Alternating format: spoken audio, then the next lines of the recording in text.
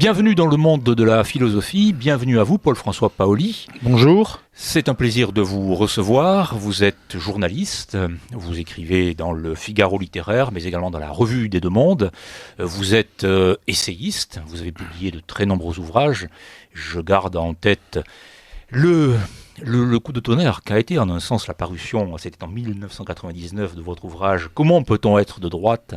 C'était aux éditions Albin Michel, livre qui a marqué un nombre considérable de lecteurs. Parmi vos autres ouvrages, je ne vais pas les citer tous évidemment, Aux sources du malaise identitaire français, c'était aux éditions de L'Artilleur en 2020. Vous êtes également écrivain à part entière. Vous avez publié un roman, c'est la première fois que vous avez publié un roman en 2022, c'était aux éditions Bartilla, Au pays des rivières. Et je signale également, dans la même veine directement littéraire, disons, votre Confession d'un enfant du demi-siècle, c'était aux éditions du Cerf en 2018. Et vous nous revenez, Paul-François Paoli, avec un nouvel essai intitulé Race, sexe, identité, la France en procès. C'est aux éditions Jean-Cyril Godefroy, avec une préface de Jean-Louis Harouel. Alors il s'agit d'un essai important, d'un essai qui est à la fois d'un journaliste, dirait-on, en ce sens que vous vous saisissez d'un certain nombre de points cruciaux, je répète le titre, race, sexe, identité, dans l'actualité donc, vous le faites à votre manière, c'est-à-dire courageuse, à certains égards parfois polémique, d'une manière très argumentée également, mais aussi d'une manière philosophique, ce qui explique en particulier votre présence dans cette émission, bien entendu. C'est-à-dire qu'il y a dans votre ouvrage, à mon avis, c'est en tout cas ainsi que je l'ai lu, deux grandes trames qui sont directement philosophiques. La première, c'est la trame de l'universalisme. Qu'est-ce que l'universalisme ? Voilà. Parce que certains s'en réclament, d'autres non, qu'est-ce que ça veut dire bon. Et la deuxième, ou la seconde trame directement philosophique de votre ouvrage, c'est une question un peu scolaire, un peu classique, mais c'est pas pour ça qu'elle est sans objet, loin s'en faut, ou sans intérêt, c'est la question des relations entre la nature et la culture, tout simplement. Absolument.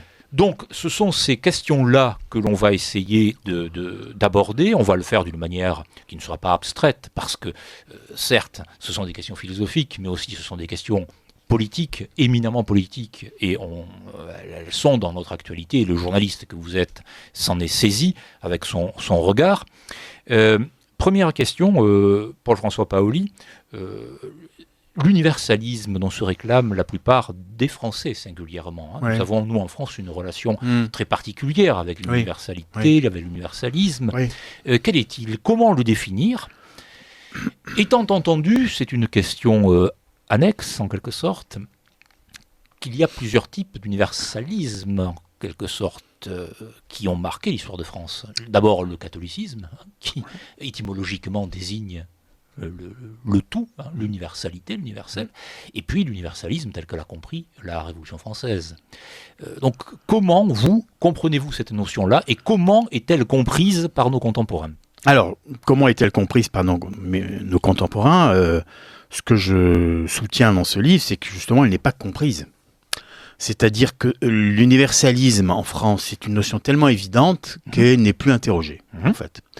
Et aujourd'hui, ce que nous vivons, c'est une véritable crise de l'universalisme. Oui. Alors d'abord, il faut, je pense, dissocier la notion même d'universel de la notion d'universalisme. Oui. L'universalisme, c'est en quelque sorte l'idéologie de l'universel. Alors, la question de l'universel, c'est une question très complexe en philosophie. C'est l'idée que quelque chose, une notion peut relier tous les hommes. Bon, c'est évidemment une question qui est vertigineuse, qu'on ne va pas aborder ici en 5 minutes. Bien sûr. Mais concrètement, la France a été marquée par deux grands conceptions universalistes, qui sont évidemment universalistes. C'est la conception chrétienne-catholique, puisque, comme vous l'avez dit, catholique veut dire universel, et la conception universaliste républicaine. Oui.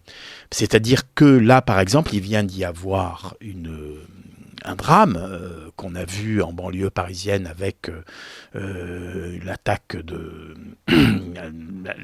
d'un fourgon pénitentiaire, avec policiers tués. Une tragédie. Qu'est-ce qu'a dit notre ministre Dupond-Moretti? Il a dit c'est la République qui est attaquée. Ouais. Alors, il n'y a qu'en France, et ça j'insiste beaucoup sur cette question sémantique, parce qu'on n'y pense jamais, oui, mais c'est il n'y a qu'en France qu'on dit la République. Ailleurs, on dit la République allemande, la République italienne, la République batave, tout ce que vous voulez. Il y a toujours quelque chose après la République. En France, les hommes politiques disent la République. Même Bellamy, qui est quelqu'un de très estimable et de très brillant intellectuellement, lorsqu'il a dialogué avec devant Sciences Po, a dit il faut défendre la République. Mais personne ne sait exactement ce que signifie ce mot, la République. Eh bien, ce que signifie ce mot, la République, c'est l'idée que la France est fondée sur des valeurs. Et finalement, je crois que la crise que nous vivons, le drame national que nous vivons, c'est que nous découvrons que le roi est nu. C'est-à-dire qu'une nation, un peuple n'est jamais fondé sur des valeurs. Et nous sommes les seuls à croire, avec les Américains, que la France est fondée sur des valeurs. Et là-dessus, c'est là que ma réflexion a une dimension historique, c'est que la Révolution française opère une véritable césure, il y a un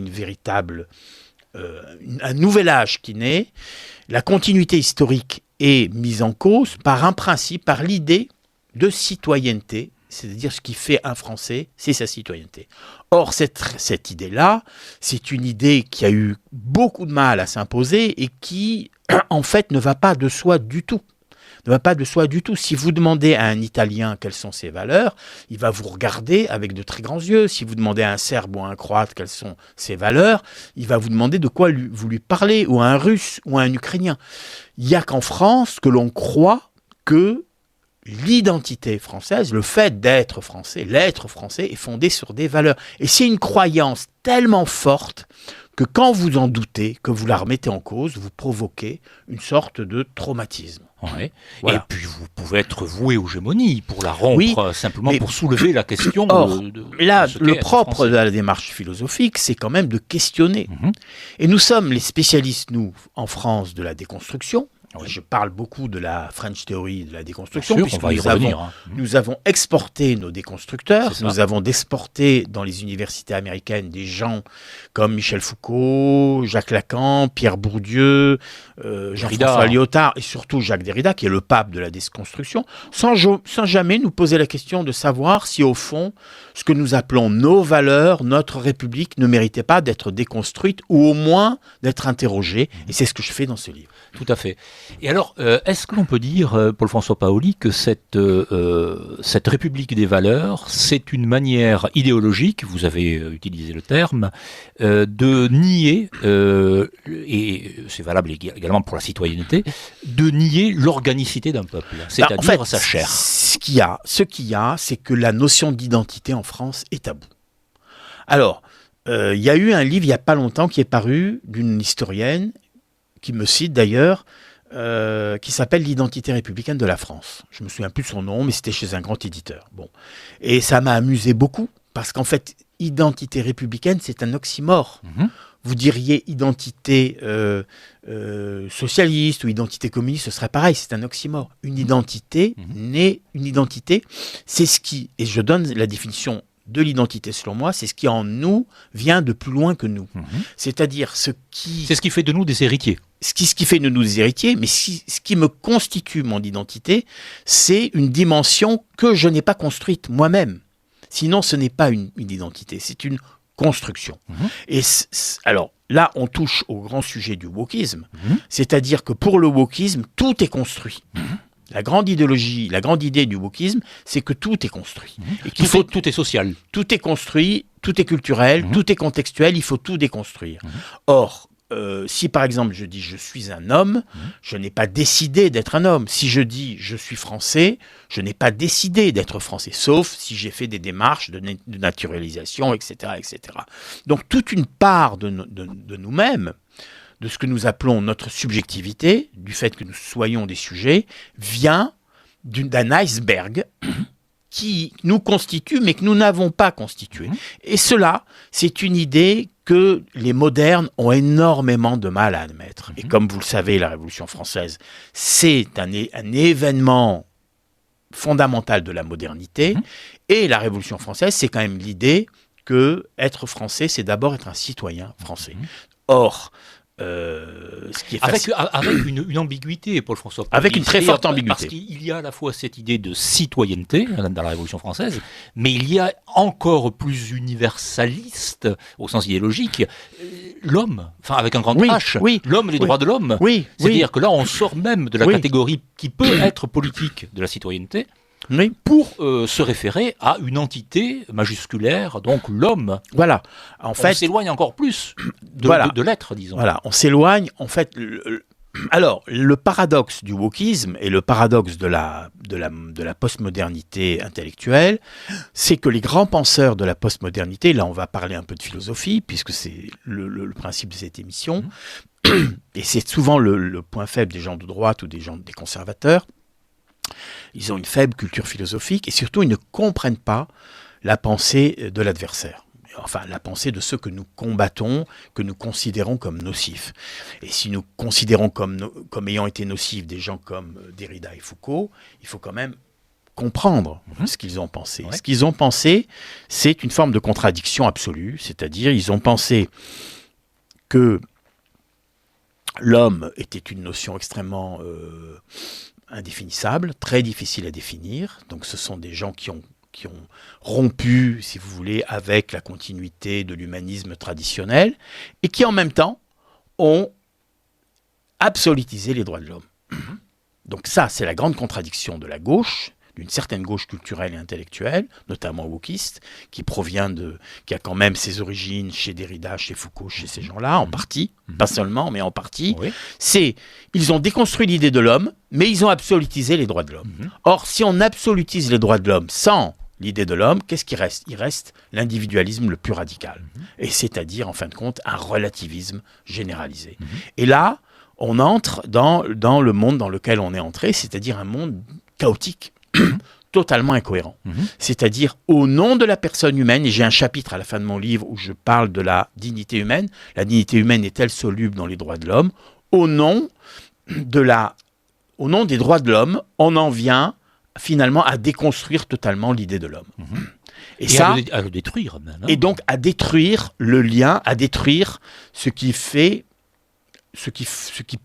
peut constituer l'anthropologie fondamentale, c'est-à-dire ce que Simone Weil appelait notre besoin d'enracinement. Et je fais souvent référence à Simone Weil parce que justement, elle a parlé de l'enracinement en des termes très intelligents. Les racines, nos racines, c'est pas une histoire de végétal, comme un jour Jacques Attali, de manière méprisante, l'a dit.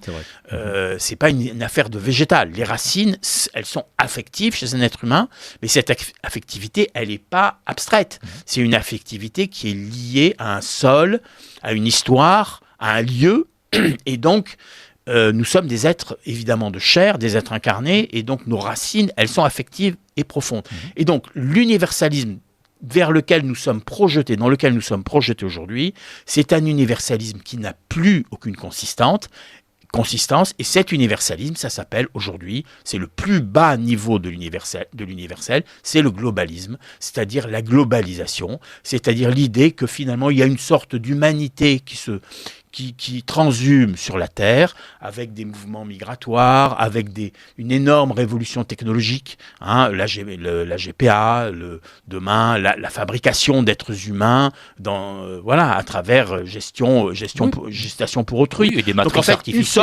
Une sorte de déracinement global qui fait au fond que la notion d'homme, comme l'avait d'ailleurs prévu et anticipé Michel Foucault dans son grand livre Les mots et les choses, la notion d'homme, le mot d'homme, lui, s'efface à l'horizon de la mer.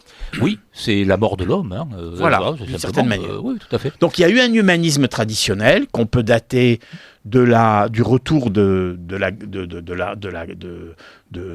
la Grèce et de Rome à travers la Renaissance. Il y a eu une construction de l'humanisme traditionnel qui va aboutir au XXe siècle à une destruction de l'idée de l'homme, notamment à travers l'Holocauste, les 2 guerres mondiales, et aujourd'hui une déconstruction qui aboutit au fond à l'idée que l'homme est un produit qu'on peut fabriquer de l'humain, et aujourd'hui, eh bien, par exemple, je considère que le débat sur la gestation pour autrui, c'est un débat fondamental, c'est-à-dire vous avez en face 2 camps, ceux qui considèrent qu'un être humain, eh bien, c'est quelqu'un qui a un père et une mère, tant qu'à faire, ou qu'un être humain, c'est bien une production aléatoire, liée à la location d'un ventre, où une femme décide du corps d'un autre, et là, on est dans une rupture anthropologique. Et tout est lié dans mon essai, j'ai un chapitre sur le féminisme. Aujourd'hui, les féministes montrent, au fond, qui elles sont. Les féministes montrent qui elles sont. Elisabeth Badinter ou Annie Ernaux nous expliquent qu'elles sont partisanes, qu'elles sont en faveur de la gestation pour autrui, c'est-à-dire elles ne voient pas d'objection au fait qu'une femme puisse louer le ventre d'une autre femme. Finalement, tout est marchand, tout est l'objet d'une transaction venant de gens de gauche et même d'extrême gauche qui nous ont expliqué que le capitalisme était une abomination. Alors que, et c'est la question à laquelle j'étais naturellement amené à venir vous écoutant, Paul-François Paoli, vous avez évoqué le globalisme, qui est aussi l'un des noms possibles de la mondialisation, et donc de ce pseudo-universalisme, et cet universalisme, pour le coup, réellement idéologique qui est à l'œuvre. C'est aussi une grande question d'argent, c'est aussi une grande question de commerce, c'est aussi une grande question de flux financiers et d'affaires. Oui, absolument. Est-ce que vous pensez que le libéralisme économique, on ne parle pas nécessairement du libéralisme politique, mais le libéralisme économique et sa domination aujourd'hui, que l'on pourrait qualifier de plutocratique, joue joue de concert avec cette idéologie que vous avez décrite? Il y a un parallèle. Ouais. C'est un parallèle ou bien c'est une intrication? Alors, il y a quand même une chose qu'il faut dire, je pense, si on veut être quand même rigoureux et honnête sur un plan intellectuel. Je pense que des gens, les premiers grands penseurs du libéralisme, si on pense à John Locke par exemple, n'auraient jamais pu imaginer ce qui advient aujourd'hui. C'est-à-dire qu'en fait, à l'époque où les libéraux ont ébauché leur anthropologie, ils étaient quand même dans un monde qui était encore chrétien, où il y avait une anthropologie de la nature humaine, c'est-à-dire où il y avait quand même l'idée qu'il existait une nature humaine. Or, l'anthropologie des postmodernes, c'est qu'il n'y a pas de nature humaine. Nous sommes des constructions, et nous sommes des constructions aléatoires. Toute notion de race, toute notion de peuple, toute notion de nation, toute notion d'héritage historique, ce sont des arbitraires, ce sont des fictions pour ces gens-là. Et donc il n'y a pas de raison que la différence entre un garçon et une fille ne soit pas aussi une construction. Et là, on aboutit aux théories de la grande prophétesse américaine Judith Butler, avec son livre « Troubles dans le genre », que j'ai lu, que j'ai même analysé dans un livre que j'ai publié il y a 4 ans sur le vivre ensemble, sur l'imposture du vivre ensemble, qui était une petite encyclopédie de la déconstruction intellectuelle, où j'analysais la pensée d'un certain nombre de théoriciens et d'intellectuels. Et donc Judith Butler, dans son livre « Troubles dans le genre », elle explique qu'on peut changer de sexe dans la journée, selon ses humeurs, se sentir homme ou se sentir femme. Donc en fait, tout est subjectif. Tout relève de la subjectivité. Il y a une sorte d'absolutisation du sujet. Et en même temps, une déconstruction de l'homme, de l'idée d'homme, qui n'a plus de réalité. Et là, on est en plein dans les conséquences de la pensée de Foucault. Et Foucault, qui était par ailleurs un homme d'une intelligence hors norme, et extraordinaire, prodigieuse, et Foucault était à la fin de sa vie, alors qu'il a été dans les années 70-75 très proche des maoïstes ou des gauchistes, il était à la fin de sa vie devenu un libéral libertaire. Il était devenu ce qu'aujourd'hui on peut appeler aux États-Unis un libertarien ou un libéral libertaire, c'est-à-dire au fond toutes les entités sont en fait des constructions aléatoires et fictives, que ce soit l'État, que ce soit la nation, que ce soit le peuple, que ce soit même la classe ouvrière. Il n'y a au fond que des processus de domination et de pouvoir. Et que des atomes. Des atomes, nous sommes des atomes. Et au fond, l'individu, son corps lui appartient. La notion de droit de l'homme même n'a pas beaucoup de pertinence. Ce qui a la pertinence, c'est les droits du corps. Et nous y sommes, les droits du corps. Donc mon corps m'appartient. bien, le bébé que je vais produire, il est à moi, finalement je l'achète, et finalement ces gens qui voulaient abattre la société de marché, qui voulaient abattre le règne de la marchandise, ils consacrent la marchandise dans son dernier stade, c'est-à-dire la fabrication d'un être humain. C'est pour ça que moi je trouve frappant que des gens comme Annie Ernaux, qui quand même quelqu'un qui a eu un traumatisme social, qui fait partie des classes populaires à l'origine et qui est devenu un prix Nobel quand même de littérature, voilà, viennent nous expliquer qu'il n'y a pas d'objection pour une féministe que le GPA puisse se mettre en place, c'est-à-dire qu'on puisse, et finalement que le marché puisse réguler la procréation. C'est quelque chose qui est inouï. C'est tellement choquant que même à l'extrême gauche, LFI, qui sont des gens qui sont très nocifs et qu'il faut combattre avec la plus grande fermeté, Boyard ou des gens comme ça ont quand même affirmé, ils ont quand même eu le bon sens de dire non, nous on est contre, parce que si on dénonce la société marchande, c'est pas pour accepter que le corps des femmes devienne des objets de transaction. Mais c'est quelque chose qui vient de loin, là aussi. On se souvient de Pierre Berger disant, après tout, pourquoi une femme ne louerait pas son ventre, son utérus, puisque un prolétaire loue sa force de travail. Et Pierre Berger était tout à fait dans la doxa de la gauche libérale. Financier de Mitterrand et de la revue Globe, de SOS Racisme, etc. Et la fin de mon livre, c'est sur cette question de la dignité humaine, parce que je pense qu'en fait, tous les débats que nous allons avoir, c'est là qu'on voit à quel point les hommes politiques sont souvent très faibles, c'est qu'ils utilisent des notions dont ils n'ont pas le sens, parce que la notion de la dignité humaine, c'est une notion qui ne va pas de soi du tout. Un certain nombre de grands philosophes et de grands penseurs considéraient que la dignité humaine, c'est une illusion. Schopenhauer, Nietzsche, Michel Foucault, c'est des gens pour qui la dignité humaine, c'est un mot qui n'existe pas dans leur pensée. Et nous, les universalistes républicains français, ça va de Dupond-Moretti à Darmanin, en passant par Macron et tous ces gens-là, nous font des discours à n'en plus finir sur la dignité humaine, alors qu'ils promeuvent en permanence une évolution sociétale qui en fait en est à terme la négation de cette notion. Prenons par exemple les débats sur l'avortement ou la prostitution. Prenons le débat sur la prostitution. C'est un débat fondamental. Et c'est un débat où on ne peut qu'être pour ou contre d'une manière, si vous voulez, absolument logique. C'est-à-dire que vous avez le droit dans une société libérale, si vous êtes une jeune femme, de vous prostituer. Vous avez le droit. Mais nous avons le droit de considérer que c'est une activité qui n'est pas digne d'estime. Bon. Mais si vous dites ça aux militantes féministes qui sont pour la légalisation, pour le fait de transformer la prostitution en travail, un travail salarié. Oui, les fameux travailleurs du sexe. Les fameux travailleurs du sexe. Elles vont vous dire, mais nous avons notre dignité. Oui, mais moi j'ai le droit de considérer que votre activité n'est pas digne. Donc, en fait, comme nous ne sommes pas capables de donner une consistance, une substance à cette notion de dignité, eh bien la notion de dignité, en fait, devient aléatoire et devient tout à fait relative. Donc, cette notion de dignité renvoie à la notion de norme. Est-ce qu'il existe des normes dans une société ? Et donc, je n'ai pas la prétention de répondre de manière catégorique ou dogmatique à ces questions, mais j'ai la prétention de poser la question, parce que c'est une question fondamentale. Ça touche à la question de l'euthanasie, ça touche à la question du suicide, ça touche à toutes les questions qui sont liées à notre intimité existentielle. Voilà. Si l'on en vient, Paul-François Paoli, plus précisément à la notion de race, parce que vous abordez de front les sujets les plus cruciaux aujourd'hui.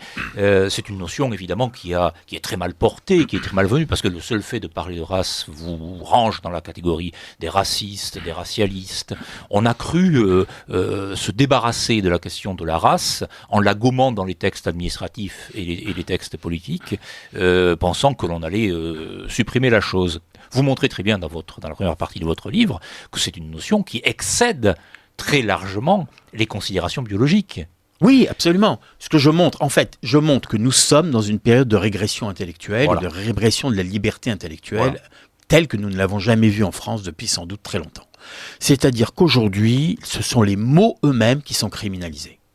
C'est quelque chose d'extraordinaire dans le pays qui se dit des droits de l'homme et le pays des Lumières, un tel obscurantisme au niveau du langage. C'est-à-dire que le mot race, aujourd'hui, c'est devenu le tabou qui était le mot sexe au 19e siècle. Exact. Oui. C'est quelque chose d'extraordinaire. Si, par exemple, si vous utilisez ce terme, c'est tout juste si vous ne rougissez pas, et les gens qui sont avec vous vont être très angoissés, très inquiets, parce que le fait même d'utiliser ce terme vous classe parmi les gens suspects. Or, ce que je montre, et parce que je fais juste un petit rappel historique, c'est que contrairement à ce qu'on croit et à ce qu'on nous a inculqué depuis 30 ans d'idéologie antiraciste, et ce que j'appelle l'antiracisme d'État, c'est-à-dire un antiracisme institutionnel, c'est que cette notion de race, elle était encore banale jusque dans les années 70. Absolument. Ce n'est absolument pas l'Holocauste, c'est absolument pas la Shoah, c'est absolument pas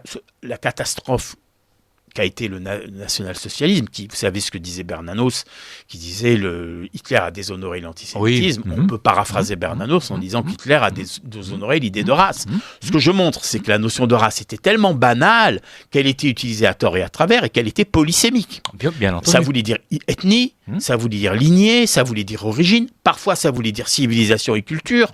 C'est un mot utilisé tout le temps. Moi, en tant que Corse, je peux vous dire, j'ai écrit un livre, là, l'histoire de la Corse française. J'ai retrouvé dans la presse française du début du XXe siècle, de la fin du XIXe, on parlait de la race corse, des républicains. Vous citez d'ailleurs, j'ignore absolument, alors je ne m'en souvenais plus, mais Balzac, un extrait de Balzac évoquant, décrivant un Corse. Théodore Calvi. C'est fabuleux. Il utilise des notions incroyables. Il fait du Corse une sorte d'essence.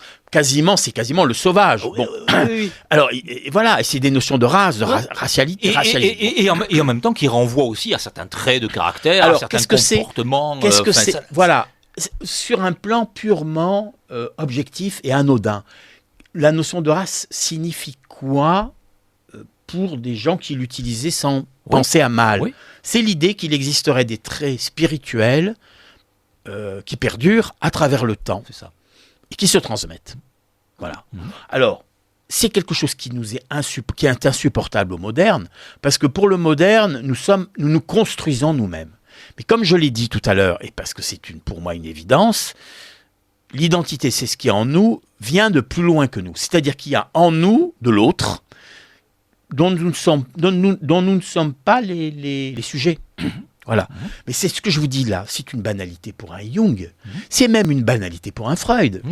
J'ai retrouvé des dialogues, des échanges de Freud avec une jeune psychanalyste qui forme, où il dit surtout méfiez-vous des Ariens, nous sommes juifs, nous ne mélangeons pas avec les Ariens, etc. Donc Benjamin Disraeli, le premier ministre conservateur de la reine Victoria, qui était juif et fier de l'être, expliquait très sérieusement que les juifs formaient une race, et la race la plus éminente de l'humanité. Le général de Gaulle, en 1965, quand il fait sa conférence de presse à propos de la Chine, où la France rétablit ses relations avec la Chine, il parle de la race chinoise. Et personne, à ce moment-là, n'a tiqué en disant « mais qu'est-ce que c'est ? C'est une notion archaïque, invraisemblable, etc. » Donc, Claude Lévi-Strauss a écrit... Georges Pompidou. Claude Lévi-Strauss a écrit 2 livres, « Race et histoire, race et culture ». Alors, qu'est-ce qu'il dit ? Il dit que la notion de race n'a pas de contenu scientifique, mais ce que tout le monde sait.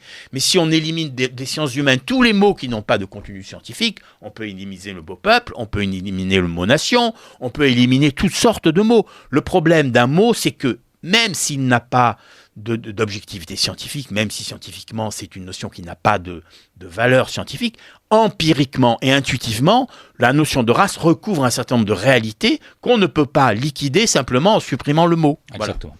Voilà. Le monde de la philosophie, j'ai le plaisir aujourd'hui de recevoir Paul-François Paoli pour son ouvrage « Race, sexe, identité, la France en procès » aux éditions Jean-Cyril Godefroy. Paul-François Paoli, votre ouvrage est nourri par un très grand nombre de références. Vous avez évoqué Simone Veil, il y a également des contemporains, Pierre Manin, Rémi Brague, Olivier Rey, Jean-Luc Marion, avec lequel d'ailleurs vous vous êtes entretenu. Parmi les philosophes qui vous ont marqué, pour la réflexion qui nous concerne, il y a Nietzsche également. Vous rappelez le vitalisme nietzschéen, le caractère instinctuel. J'y songeais par vos références à Freud et à Jung à l'instant. Est-ce que l'on peut penser que un ressort, j'allais presque dire survivaliste, parmi les peuples d'Europe, parmi le peuple français, un sursaut peut contredire cette culture de mort, cette culture du néant, cette culture de l'anéantissement, de la déconstruction, donc, qui est aujourd'hui à l'œuvre. Autrement dit, est-ce qu'il y a des énergies, est-ce qu'il y a une énergie vitale, une volonté de vivre qui se manifeste, d'après vous, ou qui elle-même est très éteinte, très larvaire, voire parfois d'ailleurs, quand elle se manifeste, réprimée. Autrement dit, est-ce que l'on peut avoir est-ce qu'il y a des contre-feux? Oui, alors, c'est une question que je me suis posée de manière obsédante.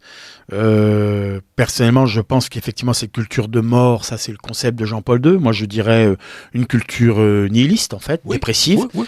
À propos de Nietzsche, nous sommes au cœur de la schizophrénie française et de la schizophrénie occidentale. Il n'y a pas de philosophe qui soit plus honoré aujourd'hui que Nietzsche.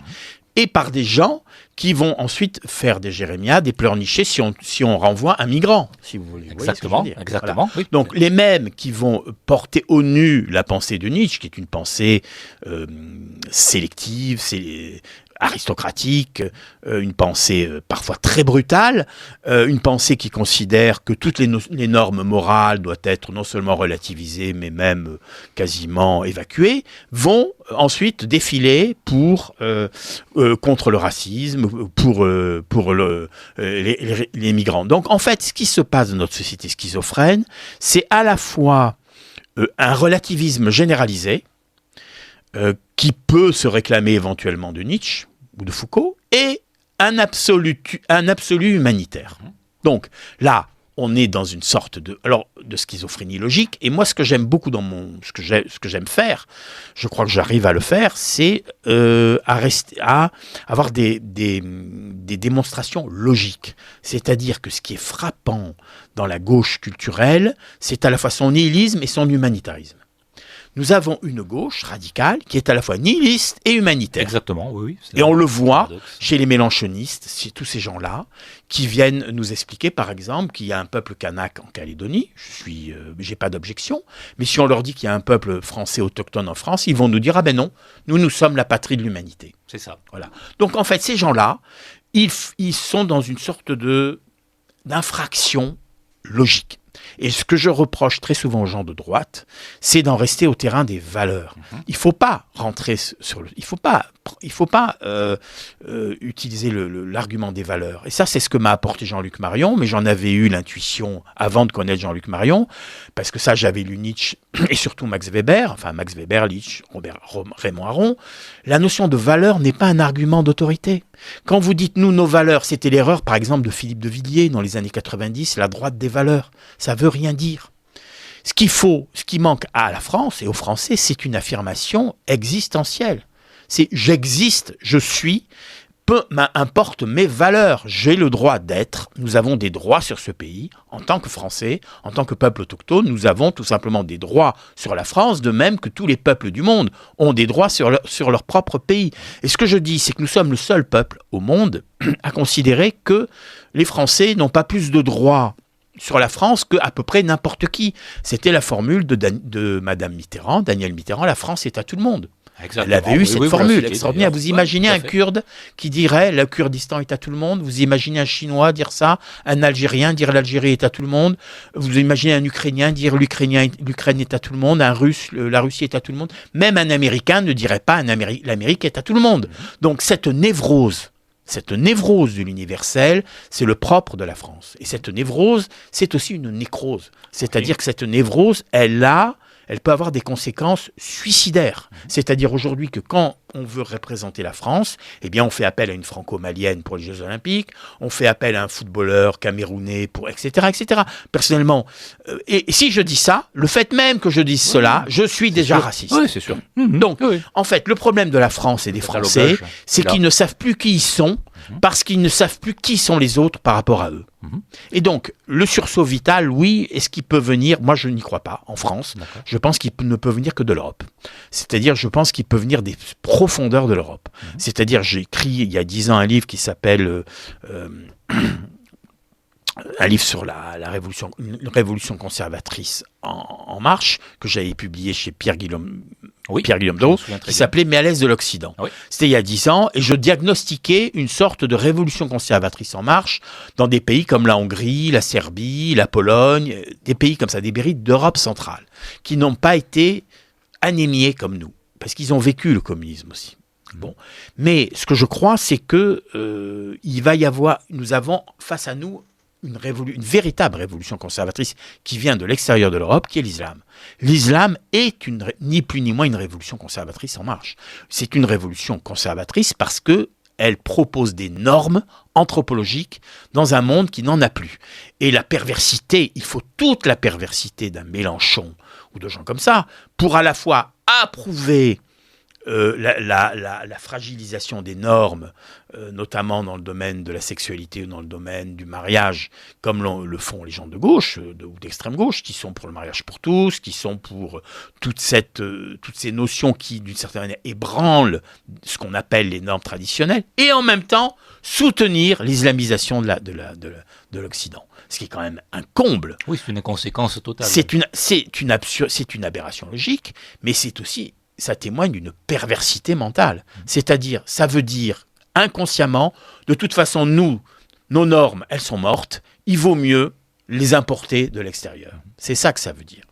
Et donc, le fond de l'affaire, c'est est-ce que nous sommes encore une civilisation? Là, j'ai une certaine divergence avec Éric Zemmour. Il n'arrête pas de dire notre civilisation. Mais le problème, c'est que quand on fait de la politique électorale, on simplifie trop les choses. Qu'est-ce qui reste de notre civilisation? C'est ça la vraie question. Est-ce qu'il reste de notre civilisation suffisamment d'héritage pour que nous puissions dire que nous sommes encore une civilisation?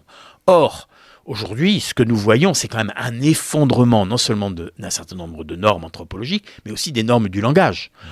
On voit aujourd'hui que la transmission de la langue française, par exemple, elle est absolument très, très, très, très en danger. C'est-à-dire que si vous écoutez les jeunes, si vous écoutez les hommes politiques, vous voyez que leur culture, leur langage, il s'est extrêmement appauvri. Or, une civilisation, qu'est-ce que c'est? Comment définir une civilisation? C'est l'esprit. C'est l'esprit qui définit. Si on est d'accord avec Paul Valéry, c'est l'esprit qui nous définit. Et il y a là-dessus, sur ce plan, je le pense, et c'est en ce sens-là que je ne suis pas simplement souverainiste, que je ne me considère pas comme un nationaliste, c'est que je pense qu'il y a quand même une communauté de destin européenne. Voilà. Donc la civilisation européenne n'est pas morte, malgré son effondrement anthropologique, tout ce que vous avez souligné et tout ce que vous avez pointé, elle a en elle-même les moyens d'un relèvement. Elle pourrait avoir les moyens d'un sursaut, mais cela dépend d'un phénomène qui relève d'une volonté, d'un vouloir vivre, d'un refus de mourir, ou d'un refus de s'effacer en fait. Je n'aime pas trop, je ne veux pas non plus être dans l'apocalypse si vous voulez. Aujourd'hui, il y a beaucoup d'esprits qui disent que tout est foutu. Bon, et en même temps qui font des affaires avec ce tout est foutu. Des écrivains qui vous disent tout est foutu, mais qui vendent leurs livres. Des gens qui vous disent tout est foutu, mais qui sont à la télé tout le temps. Des gens comme Michel Onfray qui vous disent tout est foutu, mais qui finalement prospèrent. Je pense qu'il faut être conscient d'une menace profonde sur la civilisation européenne. Là-dessus, je serais assez indisciple de Julien Freud. Vous savez, Julien Freud, le philosophe, qui a écrit un livre extraordinaire qui s'appelle Sur la décadence. Donc voilà, qui a été réédité aux éditions du Cerf. Qui a été il y a quelques années, qui a été réédité. Donc il y a des phénomènes ascendants, il y a des phénomènes décadents. Nous sommes dans une forme de décadence civilisationnelle, de décadence, même de dégénérescence, d'une certaine manière. On voit la situation de l'éducation nationale, par exemple, qui est une sorte d'énorme Titanic qui est en train de couler et il n'y a pas de solution, parce que c'est irréformable. On voit la décadence de l'institution judiciaire aujourd'hui, voilà, avec l'extraordinaire pouvoir, tyrannie des juges soutenus par des normes, alors qui se disent européennes, qui sont en fait des normes libérales de Bruxelles, mais qui n'ont rien à voir avec ce qu'on pourrait appeler la civilisation européenne. Qu'est-ce que c'est la civilisation européenne? Si on est d'accord là-dessus, il pourrait y avoir un consensus entre les gens qui sont catholiques, athées, agnostiques. Sans la Grèce, il n'y a pas d'Europe.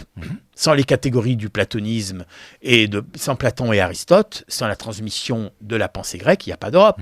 Puis Rome ensuite. Sans Rome, sans la matrice romaine, il n'y a pas d'Europe. Sans la chrétienté, avec en particulier l'institution catholique, avant que la réforme ne se mette en place, et la contre-réforme, il n'y a pas d'Europe. Donc on nous dit l'Europe, c'est une notion indéfinissable.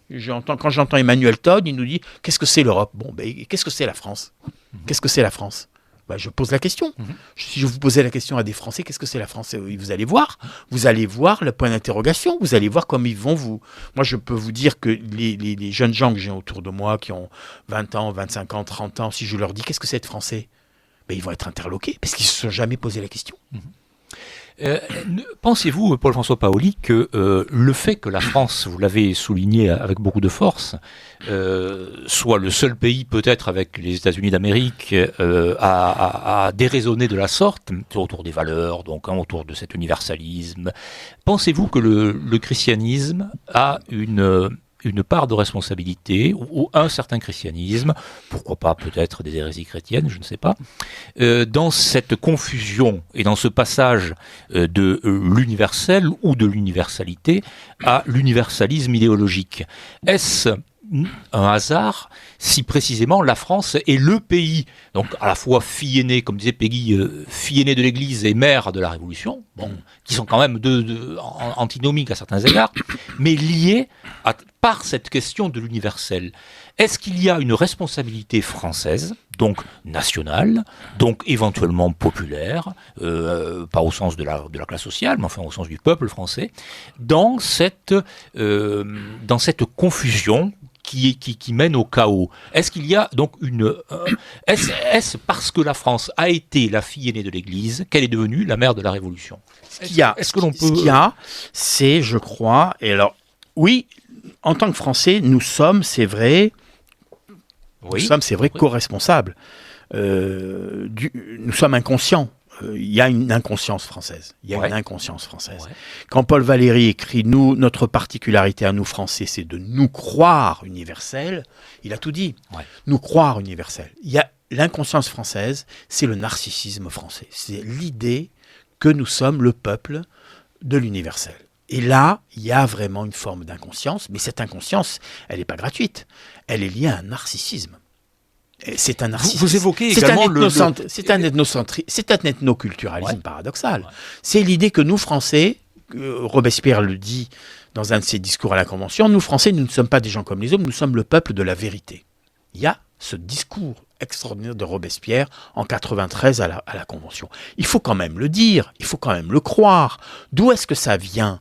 Il faudrait faire la psychanalyse de la France, la psychanalyse de ce pays, la psychanalyse de ce peuple. Personnellement, je ne suis pas capable de répondre à la question. Mais de fait, cette spontanéité, cette croyance spontanée que nous sommes universels, c'est-à-dire au fond que nous pouvons finalement proposer des modèles, c'est quand même quelque chose qui s'enracine très loin et qui est étonnant. C'est les Italiens l'Italie est une civilisation extraordinaire, n'ont jamais eu cette idée.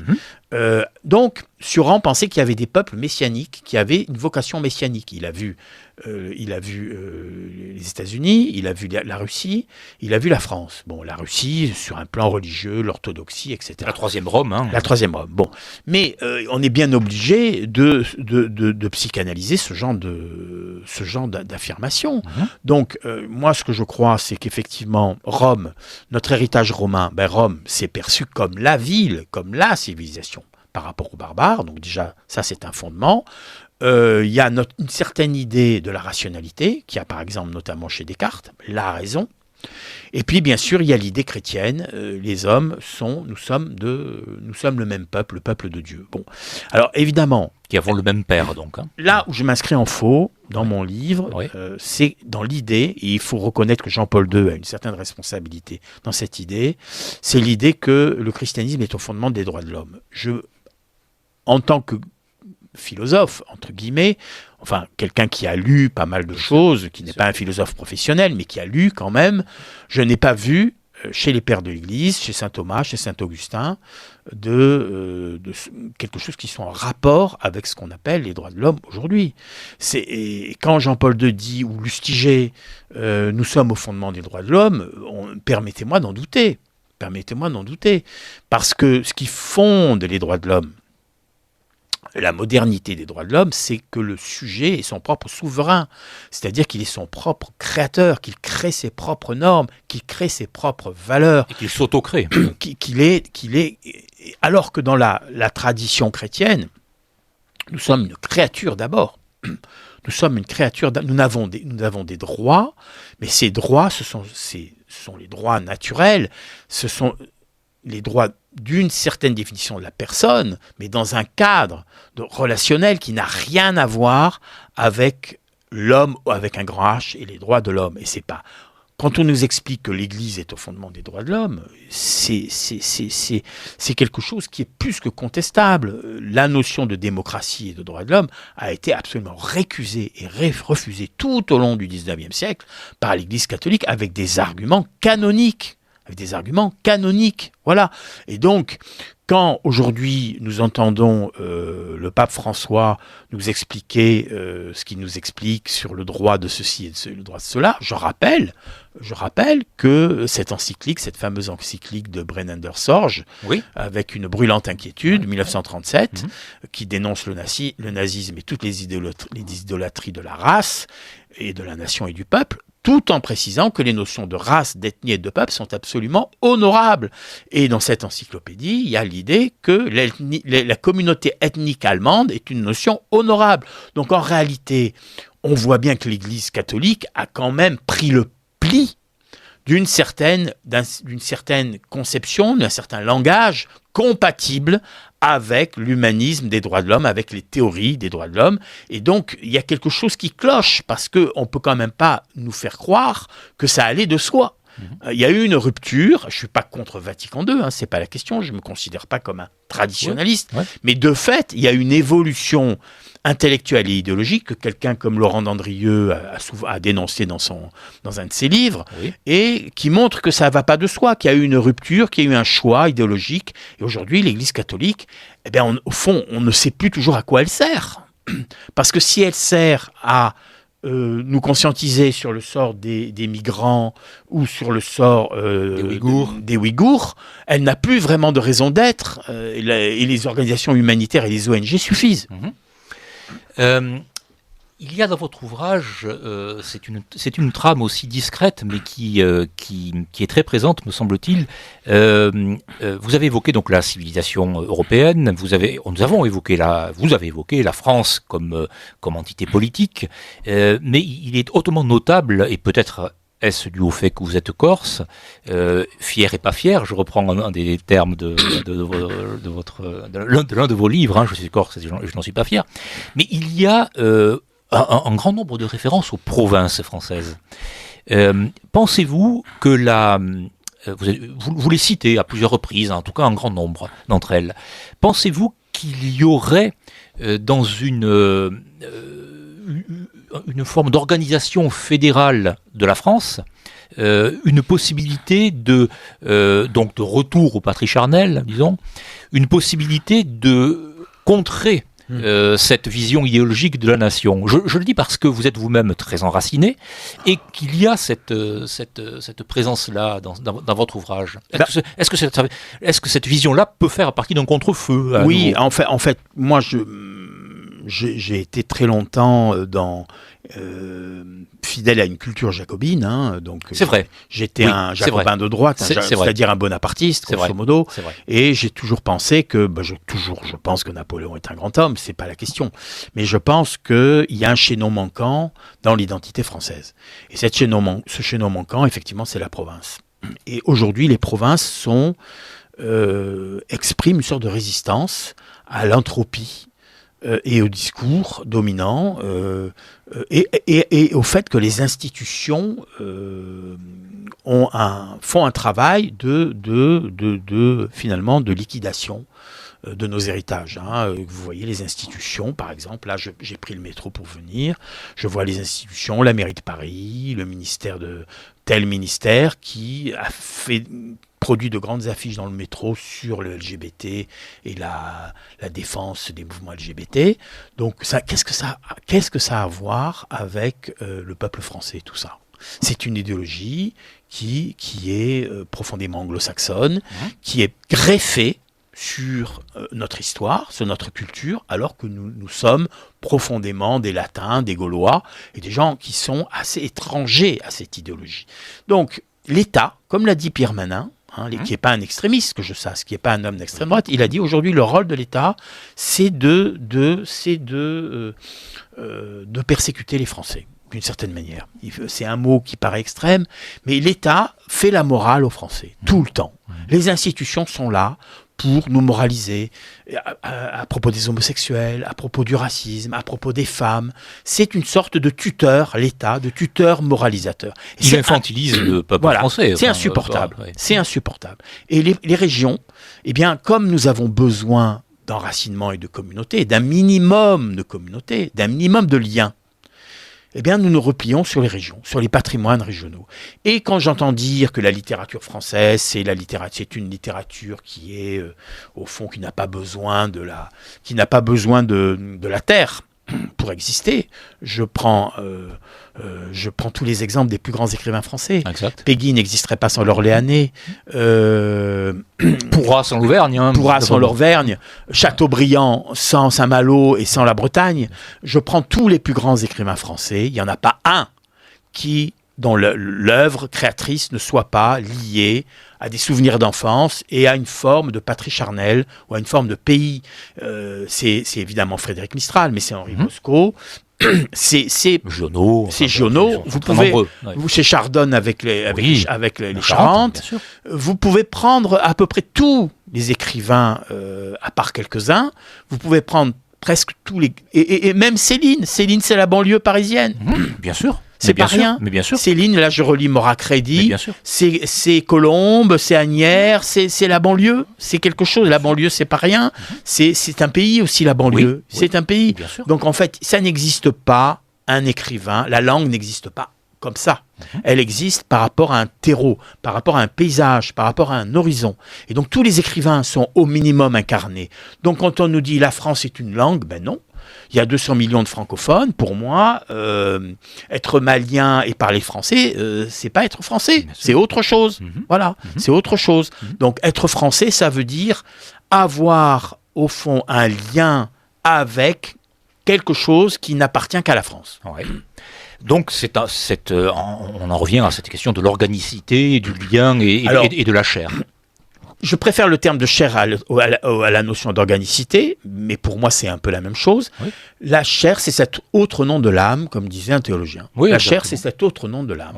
Oui, c'est aussi très péguiste. Péguy fait une synthèse, en quelque sorte. C'est le temporel qui est éternel, et c'est le charnel qui est spirituel. Il y a une imbrication. Oui, exactement. Il n'y a pas d'esprit sans concrétude, et donc sans chair. Et même une Simone Veil qui était totalement déracinée, on peut dire, sur un plan philosophique. Et à certains égards, même très désincarnée. Totalement désincarnée, et qui a écrit qu'elle voulait pas être une femme, que la maternité l'intéressait pas, la sexualité l'intéressait pas, elle voulait être dans l'universel et penser directement la vérité hors de sa condition féminine. Elle a quand même écrit des choses sur le passé qui nous nourrit, sur cette notion de racine qui est un des besoins spirituels les plus forts de l'homme, c'est-à-dire quand je vis dans le Cap Corse, quand le Cap Corse, j'ai un lien affectif particulier avec cette région et de la Corse. J'ai même plus tendance à dire que je suis cap-corsain plutôt que corse, parce que c'est vraiment le lieu où j'éprouve une résonance affective. Et donc je pense que nous avons ce besoin-là. Et donc quand on me dit, mais maintenant il est français, il était chinois, mais finalement il est devenu français, ça me fait doucement rire. Et quelque chose que je dis à des proches, des gens que j'aime beaucoup, qui me disent, mais pourquoi tu es contre le droit du sol? Mais je ne suis pas contre le droit du sol parce que je suis contre le droit du sol, parce que je pense que ça n'a pas de sens, ni sur un plan logique, ni sur un plan anthropologique. Et je prends cet exemple, je dis à mes proches, vous allez en Chine pour travailler et vous avez un enfant. Et on vous annonce que cet enfant, du fait du droit du sol en Chine, il est chinois. Quelle tête vous allez faire? Est-ce que vous allez dire, oui, il est chinois? Non. Eh ben, c'est ce que nous proposons à des millions d'étrangers depuis l'adoption de cette notion de droit du sol à la fin du 19e siècle. Merci beaucoup Paul-François Paoli. Je rappelle le titre de votre ouvrage que vous avez défendu avec beaucoup de conviction, Race, sexe, identité, la France en procès. C'est aux éditions Jean-Cyril Godefroy. Merci beaucoup. Merci. Merci à vous. Chers camarades, si tu veux plus de contenu, de réinformation, d'éducation populaire et de formation intellectuelle, n'hésite pas à faire un don sur notre page Tipeee.